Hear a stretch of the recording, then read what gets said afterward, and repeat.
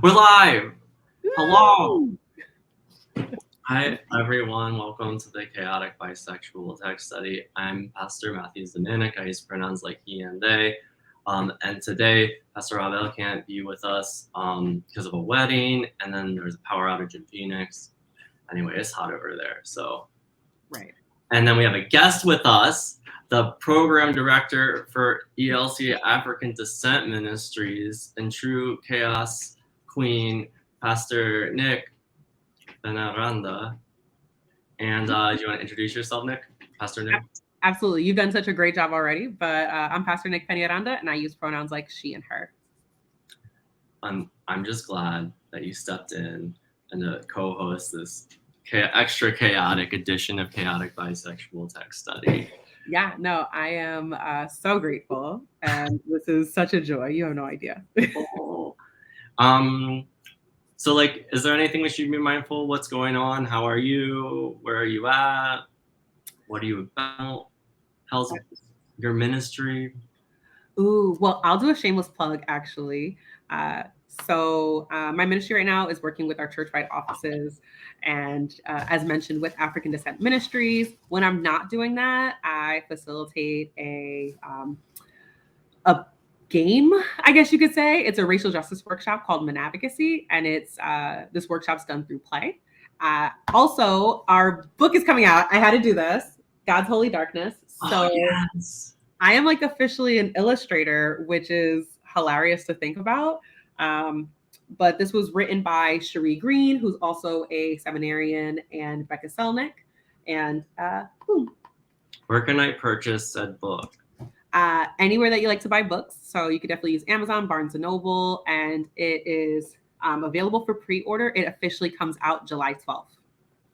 Oh my God. And your local bookstore. And if they don't have it, you can ask them too. And I guarantee you they'll order it. Exactly. Please and thank you. Oh my God. I'm so excited. Anyway, so illustrator, program director, you got the church-wide assembly. You're plugging your way around, and I'm liturgically unemployed. But you're doing the Lord's work right here, and honestly, that's what matters. So you need to give yourself a little bit more credit. Oh, and I'm preaching at St. Paul's in Wheaton on Sunday. I think it starts at 9:30, maybe 10, maybe 9. We'll see. I'll look it up. I'll be there though, and I'll be there, and I'll be queer. Anyway, maybe let's get into the Bible today. Okay. And you're reading, so I'm praying, and so I'll pray beforehand, and then you'll read the Bible, and we'll talk about it. All right. Let's pray.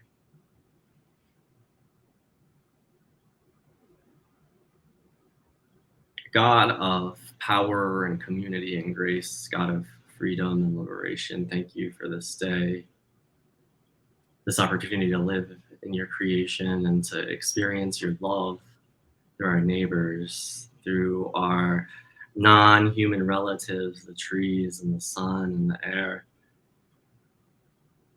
We give you thanks for the witness of Jesus and his power over every power and your power over every power. Bless us as we read your word today and discern what's good news for our time and our place, because, oh God, the wrong truly does feel also strong. So grant us wisdom and courage to proclaim your word here, now, and forever. In your holy name we pray. Amen. Thank you. All right, so I'll get us into the word today, and we're looking at Luke 8:26 Luke 8 verses 26 to 39. So they arrived at the country of Gerasenes, which is opposite Galilee. As he stepped out on land, a man of the city who had demons met him. For a long time he had worn no clothes, and he did not live in the house, but in the tombs. When he saw Jesus, he fell down before him and shouted at the top of his voice, "What have you done with me, Jesus, Son of the Most High God? I beg you, do not torment me." For Jesus had commanded the unclean spirits to come out of the man. For many times it had seized him. He was kept under guard and bound with chains and shackles, but he would break the bonds and be driven by the demons into the wilds. Jesus then asked him, "What is your name?" He said, "Legion," for many demons had entered him. They begged him not to order them back into the abyss. Now, there on the hillside, a large herd of swine was feeding, and the demons begged Jesus to let them enter these. So he gave them permission.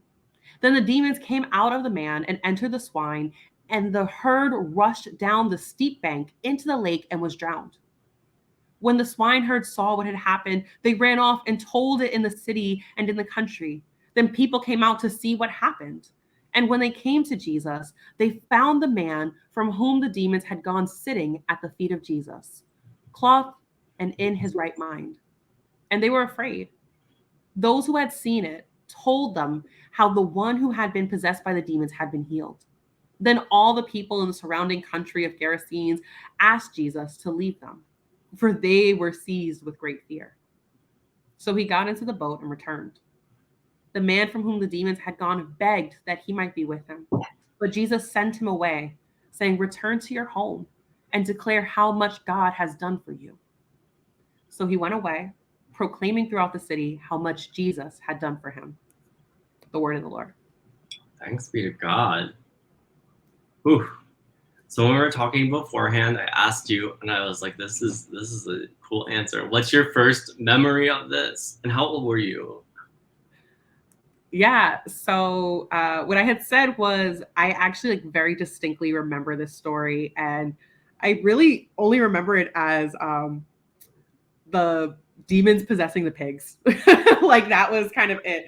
So it had to be third or fourth grade. I was in a Sunday school class and we were drawing the miracles, and this was the one that I was like assigned to draw. So yeah, it's a very particular memory, but it's special, I guess. Oh. Do you remember your Sunday school teacher? Oh my gosh, yes. This was Miss Ceruli's class. And Miss Ceruli was actually a high school math teacher in our district. So like we stayed close with her like while all my siblings went through school. Oh. Yeah. And what was the church? What was your home church? My home church is called New Hope Lutheran Church in Valley Stream, New York. So on Long Island at Matthew Zamanek. Um, but yeah, in the Valley Stream neighborhood. Oh. Well, What about you?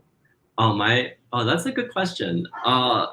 I remember talking about this, but this text became extra important to me because I talked about it in supervision at my internship site in New York, and it's always been like kind of a special text to me because of sort of the links with incarceration and me being the child of an incarcerated parent, but also me as somebody who's lived in a traditional culture as much as you can call the Hungarian countryside a traditional culture, which I'd argue yes.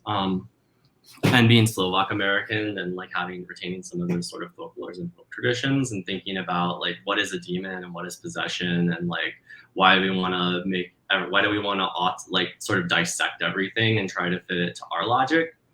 And then I was like, my home church is Holy Spirit Lutheran Church. That's where I grew up in Eldersburg, Maryland. And I was always too late for Sunday school. We were a late service family. Yeah. That's real. That's real. Oh, what do I ask? Oh, what stuck out to you in the text? Who? So many things stuck out to me. So I'm trying to like limit it down in my head. I think first was the description of the man, of just kind of being not cloth, didn't have a home, lived in the tombs. The description for me, like hear me out on it, but like it just reminded me of a lot of my kinfolk that I've seen living in the streets. You know, like that's what it kind of like stuck out and related to me. Like, oh, I've seen this before. I think another thing that stuck out was the name Legion. And I'm still trying to like play with that and what that means, but that was something else, just like this demon having a name. What about you? What stuck out? This time, what stuck out? Well, I'm always obsessed with like where it's happening and why. And I'm like, who are the Garcians and why was it important for us to remember? I think the description of the man always sticks out, the being in shackles Yes. and being away and Yeah. being away from community. And then there's one part where he's under guard basically in the tombs. Thinking about the way, well, the word for tomb in Greek is also the word for remembrance and like memory. And thinking about like words and their roots. And then of course the demon being named Legion after a Roman legion in an area living under a Roman occupation.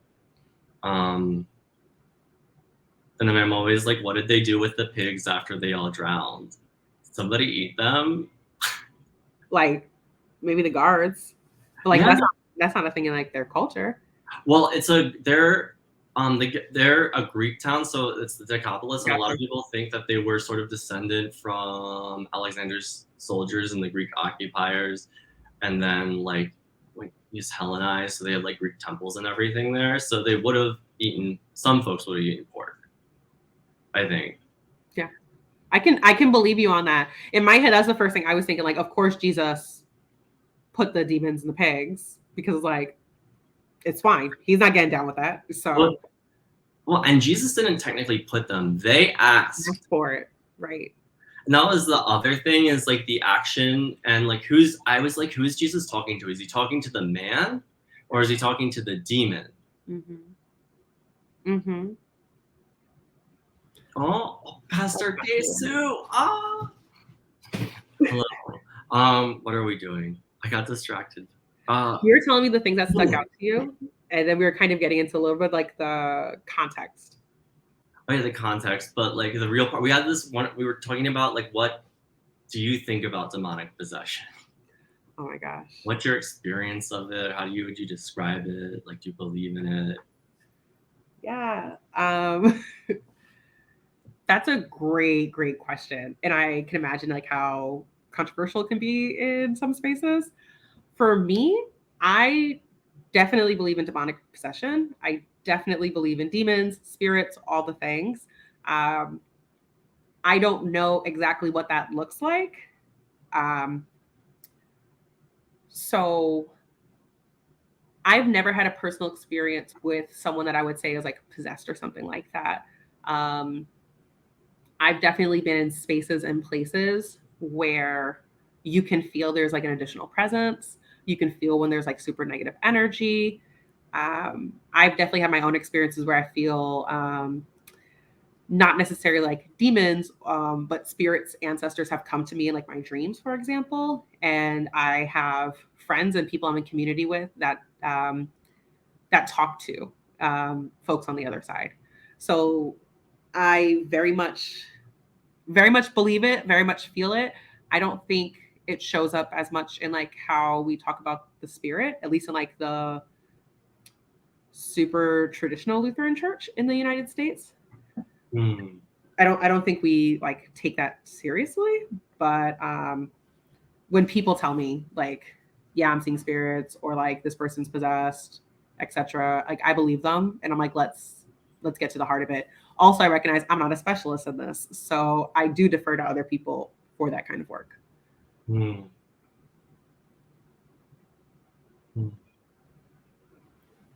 Oh yeah, demons. I just like think I was trying not to say the word etymology, which is a way of knowing and like worldview.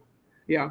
Thinking about like I know you speak Spanish, and I feel like all of the languages I speak, I feel like I see the world a little differently, if that makes sense. And the thing that bothers me about English is we're kind of like a rootless language because we're a pidgin language because we have so many different roots. But like Hungarian is a language where they preserve the roots really well. Spanish too, even, and more like linguistically consistent. And like how like easy it is once you learn like the basics of a language to like learn everything else. And how in Greek too, there's like and in Russian and in Spanish, like there's these. It's very clear the direction of the story, if that makes sense. You can go al, por, de, and like imagining what that looks like. And this is all to say that like I know I have colleagues that have said they've seen exorcisms. I have colleagues from like Ethiopia. I remember in seminary. in West Africa, and I used to be like, no, that's illogical. We've got to logic our way everything. I was a very like child of the West and like a traditional white liberal in like the true sense of liberalism, and like that's my root, right? And like I think it's a way of it's in the Bible. It's very consistent in the Bible that there are powers, right, and that there are spirits, and that we have a spirit, that indigenous people all across the world recognize spirits, and that the Bible is an invitation to this. And once I started engaging with those more traditional practices and practices with roots, and those of which I've been invited into, like reading the trees that I walk by them, and also having lost my father, also being able to talk to the dead. That's the promise, right? Yeah. I think of like my image at communion. I remember first communion class being like, what stuck out to you? And where are you? Is it you and God, just you and your family? And I was always like, me and everyone, like my whole family, those who were there and those who aren't. And like there's a mystical power for it. And I really feel like we live in a disenchanted world. And it makes me sad. I really feel connected to you when you mentioned many different other like cultures and traditions that also believe in spirits. I think that was something, I don't know, I think in like Black American culture, you know, when if you think of like hoodoo work, you think like, you know, like, and hoodoo has a relationship with Christianity, from some practitioners. I have like a number of books around that, right? Like, but there's like spirit work in there. And then when I think of other like Africana like practices, stuff within the diaspora, especially in like the Caribbean, like ancestral work is a huge part of that. Like oftentimes they'll say like before you want to like claim whoever's walking with you and like think of like who's in your court, right? Like you got to do that ancestor work. And I think I see that a lot when we think of altars, right? Like not just an altar for Jesus, but like you put an altar up for your relatives, your loved ones. People have like whole walls.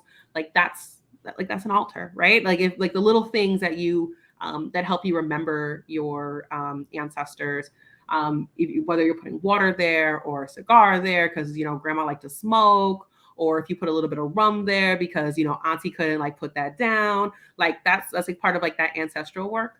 So like I feel really close to that, and I think I don't know. I heard that from you when you're talking about like spirits, right? Because like if we all possess a spirit, how do we see that?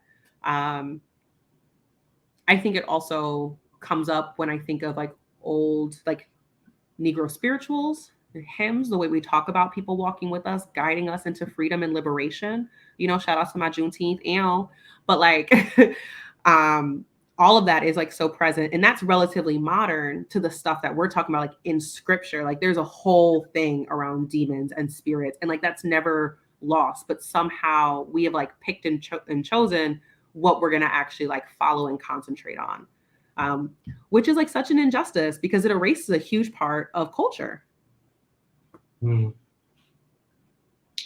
Yeah. You know what? No, I was like, where did my real conversion on this came? And it was like through an anthropology class, funny enough. I don't know. GW, for like being a horrible colonial entity, like as a pretty post-colonial anthropology department and medical anthropology, sort of describing a ritual from, I can't remember the people group somewhere in West Africa, who like have a demon that inflicts blindness. And so in order to exorcise that demon, you go into like a hut and like you have to hunt for this like goat liver and the chanting and everything. But goat liver, funny enough, is also rich in vitamin A, and a lot of times the blindness is caused, I mean, from a biomedical perspective, a vitamin A deficiency.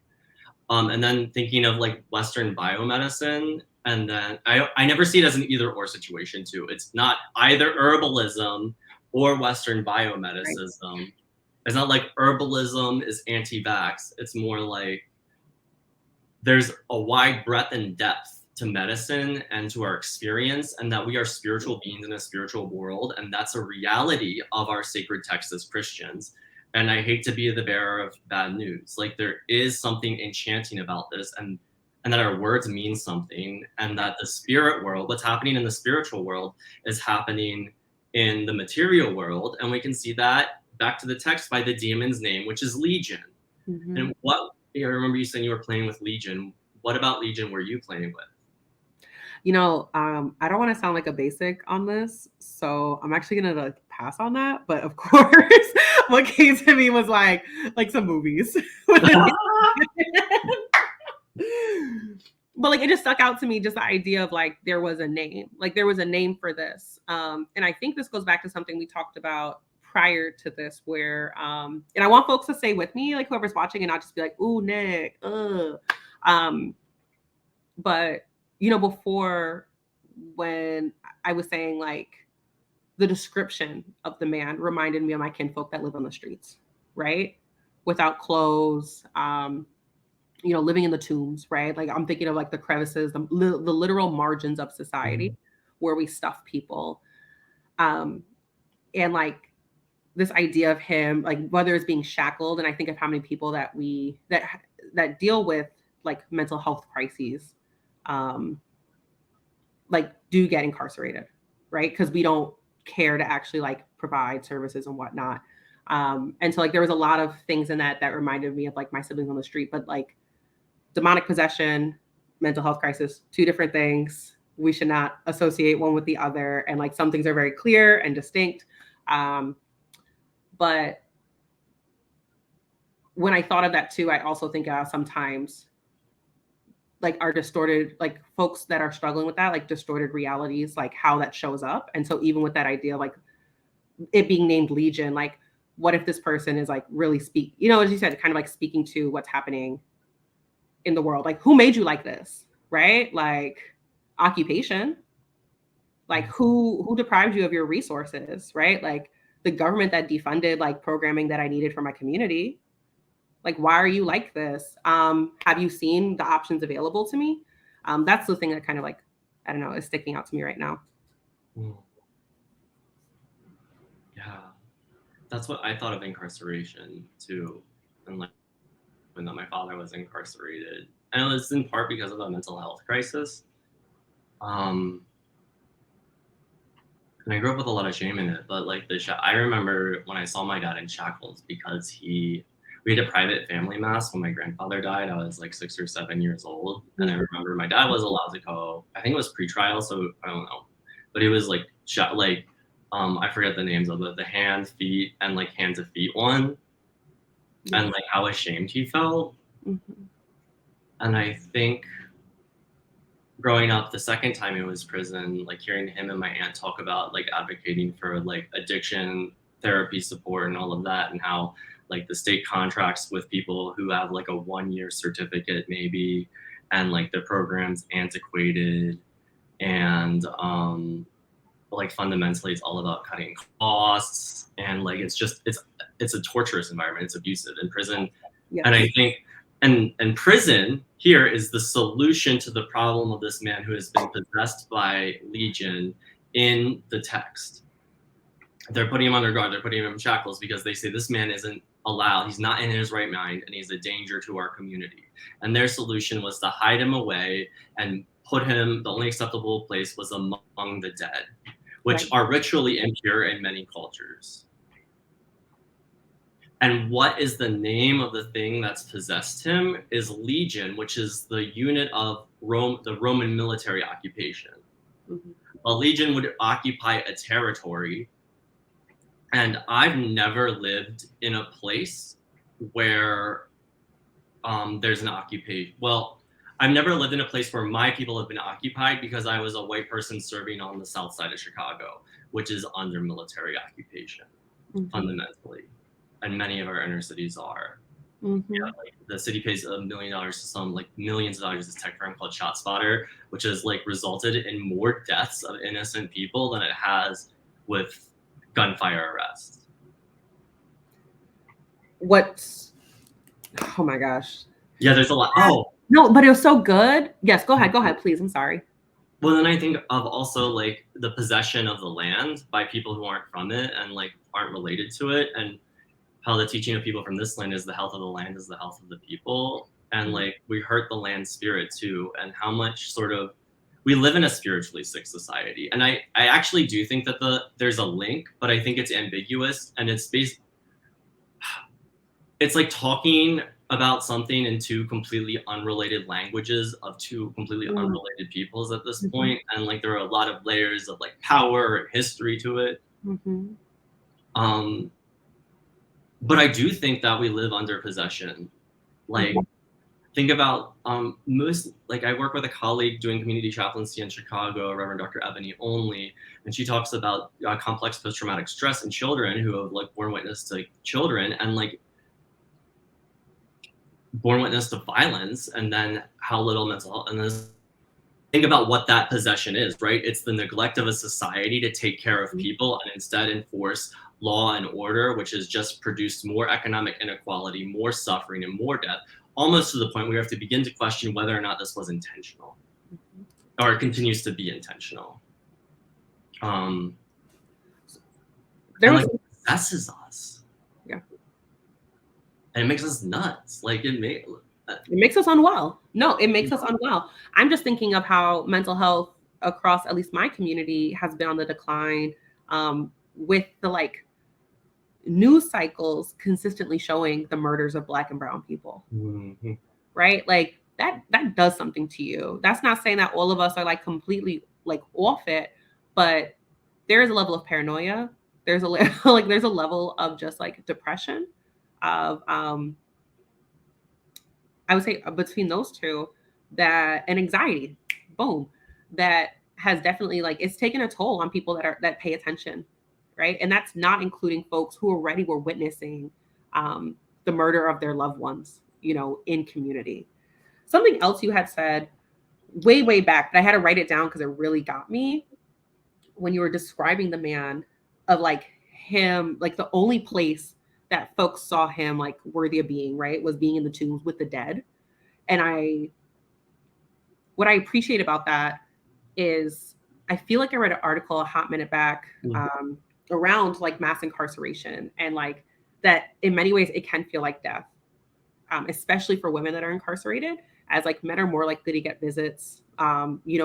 Partners, wives are more likely to, bring the kids along and make the trips. But women are so forgotten, like so quickly, less visits, less all that. And so there is this death that happens, because for years you are removed from society, you're removed from your families, like folks are like in shambles. And even the visitation stuff is only if you have the financial resource to get to where people are incarcerated. Because the other thing that we have to remember too is that like not all of these jails and prisons are in cities, right? Like we have Cook County Jail, but if you are going to prison, that is a drive. Um, and you have to have the time of day for that too, and that is money. So I just think of that and like the disappearing of community. That's just kind of what came up for me in this, in what you said. So just thank you for that. Thank you. Oh, oh, I think we have to ask the fix the question. Like, what's the good news then in this time in this place for you? What's the good news? I think the good news for me, um, comes in the way that Jesus responded. So there were several things that Jesus did, right? So Jesus had this whole commanding thing before, right? Commanded unclean spirits to come out of the man. But he asked his name, right? And I think there's power in that, and there's a lot around that when we're talking about exorcisms. But he also like gave permission. So like you have to think about it, these demons were begging Jesus to enter whatever. So you can tell that there was like fear there, and Jesus like, gave permission. Like Jesus honoring boundaries. What? Like, I think that's really like powerful. Um, and I think even how Jesus said, like, go home, return, speak the good news. Um, there was a lot here, but I love the way that Jesus handled it. Um, I think there was like a semi-humane thing that happened in this like text, and the way that Jesus engages with you, even when the rest of the world may Mhm. see you in one way, Jesus will still provide dignity. I think the good news in this was that Jesus seeks, justice for you, because the reality was that everyone else tried to simply cast this person away, disappear this person. They did not see them as valid. This person did not meet a societal standard. This person was considered unwell. And no one else wanted to seek help for him. they just wanted to get rid of him. And Jesus sought the help. Like Jesus sought out making this person well. And I think that's like a really important thing, that Jesus will always find value in you. Jesus isn't here to dismiss you, to remove you, to separate you from things. Oftentimes we're taught like we have to like, just like strip yourself of your joys and your not luxuries. Listen, Jesus said be poor. But like Jesus does not seek to make you unwell or without. Jesus seeks to make you whole, happy, healthy. Jesus seeks to make you who you wish to be. I think I see that a lot in other texts, but we're going to look about this one. I think that's just like a really helpful thought, especially when we're experiencing our own demons, when we're fighting off internal conflicts, when we're feeling misplaced from our communities, when we're feeling distant from our families.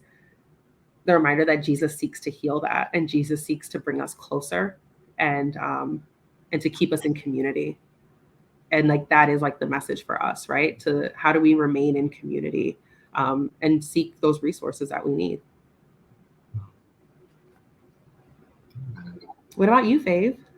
Oh, well, I was thinking how I think when Abel and I first did this, we talked about how the whole exorcism and the healings are stories of bringing people back into community.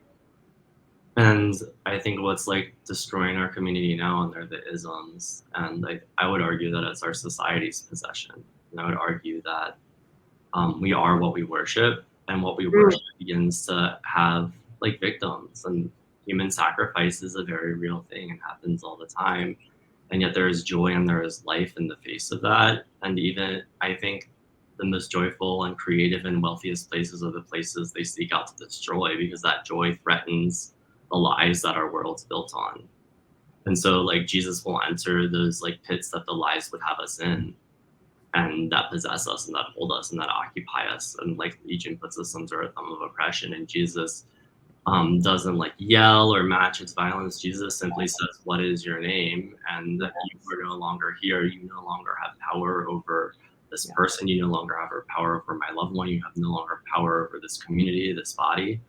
And we know that the exorcism is going to be complete. You could say when it goes into the pigs and everything, but what is that we say clothed in right mind, and really what the like wearing clothes, which is like a whole motif in Luke, but right mind really means strong and safe.